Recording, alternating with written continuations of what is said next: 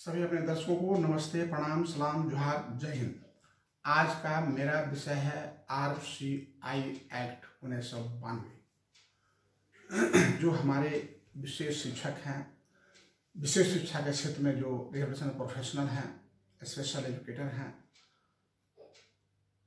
उनके लिए बहुत ही उपयोगी है।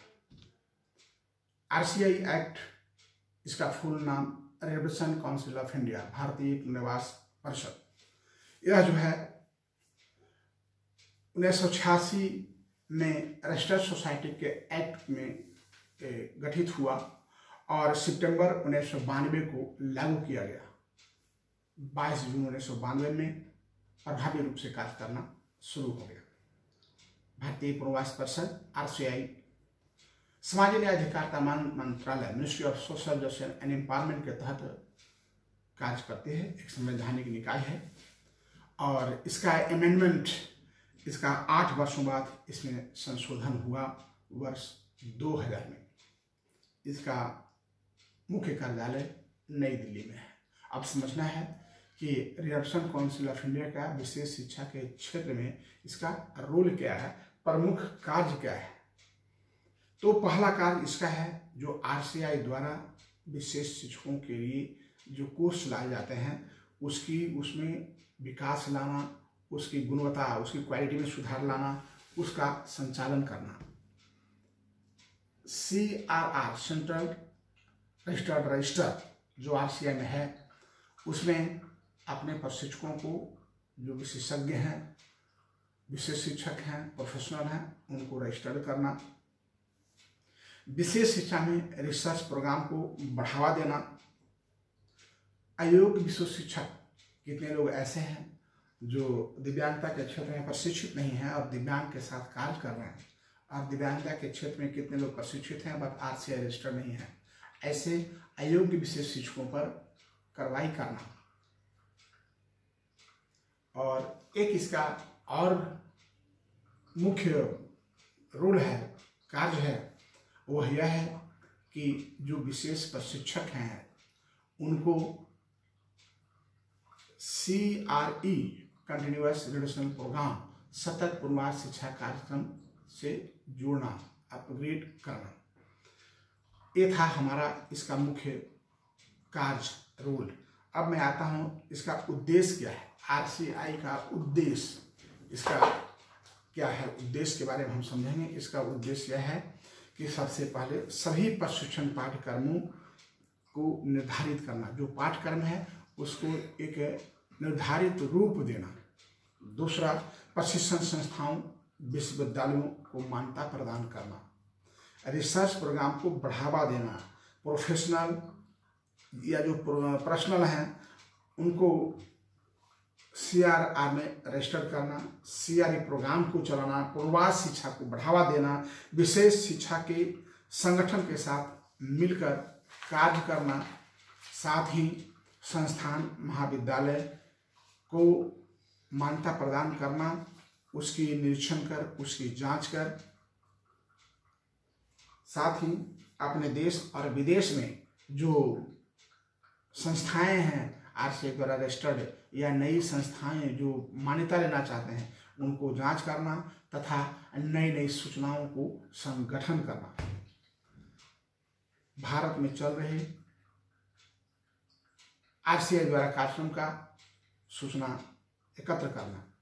दिव्यांगों को उपचार एवं प्रशिक्षण RCI द्वारा रजिस्टर्ड प्रशिक्षकों के द्वारा कराना। एक मुख्य और सबसे बड़ी बात है कि RCI का यही मुख्य उद्देश्य है कि जो सरकारी कर्मचारी हैं, अधिकारी हैं, जैसे आंगनवाड़ी, बालवाड़ी, सहिया, सेविका, कोर्ट में है PLV, एडवोकेट्स एंड जो वार्ड पंचायत में हैं, मुखिया हैं या वार्ड पार्षद हैं, इन लोगों को प्रशिक्षण देना। अब RCI द्वारा संचालित कोर्स, RCI में क्या क्या कोर्सों को संचालित किया जाता है। RCI द्वारा कोर्स संचालित सर्टिफिकेट कोर्स है। कोई मान लिया कोई भी सर्टिफिकेट नियमानुकूल, वह 1 ईयर का होता है, 1 साल का होता है। है, तो सर्टिफिकेट कोर्स भी संचालित करती है। डिप्लोमा कोर्स 2 ईयर का कोर्स भी संचालित करती है। पीजी डिप्लोमा कोर्स भी संचालित करती है। डिग्री कोर्स भी है, साथ ही साथ पोस्ट ग्रेजुएट डिग्री कोर्स है, मास्टर लेवल कोर्स है, शॉर्ट टर्म रिफ्रेशर कोर्स भी है। और जो शॉर्ट टर्म कोर्स उनके लिए खास करके है जो दिव्यांगता के क्षेत्र में कार्य कर रहे हैं और अनुभव भी है पर उनके पास कोई सर्टिफिकेट नहीं है, तो एक रिफ्रेशर कोर्स करके वो मान्यता ले सकते हैं या सर्टिफिकेट कोर्स करके RCA का रजिस्ट्रेशन ले सकते हैं। अभी हाल में एक कोर्स स्टार्ट हुआ है जो हमारे सभी नेशनल इंस्टीट्यूट को ही दिया गया है। वो विदिक्स यूनिवर्सिटी से उसको टैग किया गया है और उस कोर्स को बहुत कम जगह भी संचालित हो रहा है। उसमें विशेष शिक्षा मित्र के रूप में उसमें मान्यता दी जा रही है। उसमें कोई भी प्रशिक्षण कर सकते हैं, उसमें सरकार भी पैसा देती है, कैंडिडेट को बहुत नॉमिनल पैसा पर प्रशिक्षण किया जाता है।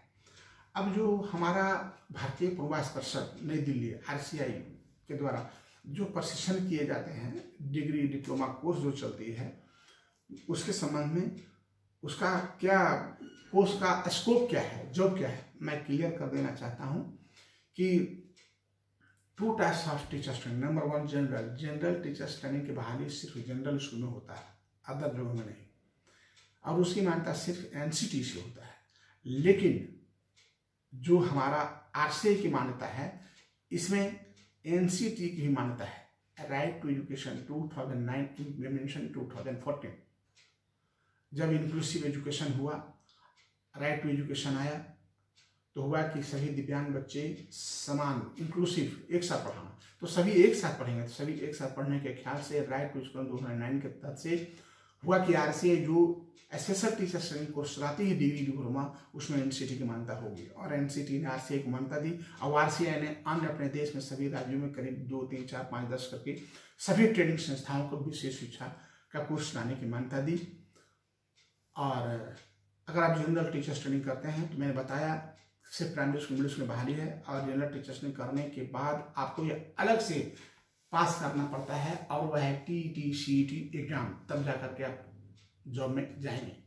पर हमारा जो स्पेशल एजुकेशन है RCI की जो teachers training special teachers training course है, इसमें आप अगर TET CET नहीं भी करते हैं तो आपको जॉब मिलता है विदाउट TET CET का।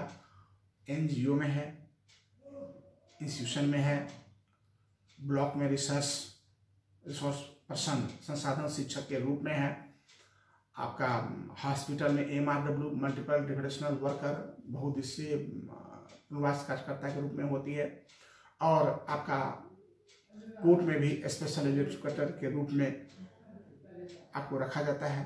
तो एक ब्लॉक में, हॉस्पिटल में, कोर्ट में ये जितने जगह हैं, इसमें TET CET की आवश्यकता नहीं है। मैं समझता हूँ कि जनरल DED से जॉब की ज़्यादा संभावनाएं हमारा एक विशेष शिक्षा क्षेत्र में है।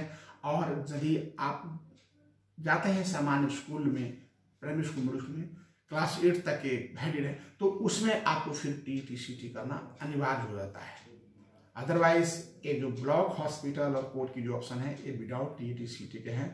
इवन कि DDRC में भी आपका पोस्ट है, CRC में भी आपका जो स्टेट में एक CRC होते हैं और DDRC हर एक जिले में होते हैं, VRC उसमें भी आपके पोस्ट हैं। तो सो मेनी जॉब ऑप्शन आप यहाँ बहुत सारे आपके जॉब के ऑप्शन हैं। जय हिंद, जय भारत।